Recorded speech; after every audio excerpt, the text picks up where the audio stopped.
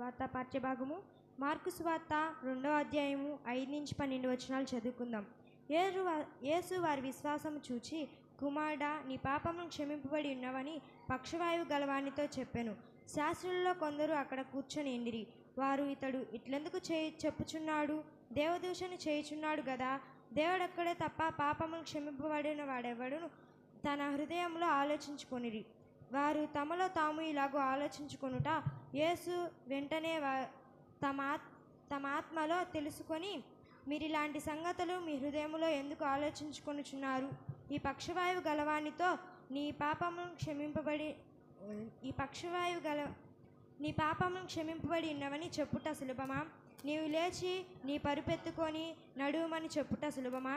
అయితే పాపములు క్షమించబడుట భూమి మీద మనుష్య కుమారునికి అధికారము కలదని మీరు తెలుసుకొనవలెనని నీతో చెప్పి పక్షవాయువు గలవాన్ని చూచి, నీవు లేచి నీవు పరుపెత్తుకొని ఇంటికి పొమ్మని నీతో చెప్పుచున్నానెను. తక్షణమే వారు లేచి పరుపెత్తుకొని వారి ఎదుట నుండి నడిచిపోయాను గనుక వారందరూ విభ్రాంతి నొంది, మనం ఇలాంటి కార్యములు ఎన్నడూ చూడలేదని చెప్పుకొనుచు దేవుని మహిమపరచురి. ఇంతటితో సువార్త పాఠ్య భాగము ఇంత పర్యంతం. ఇంతటితో ఈ దినము కొరకయ్య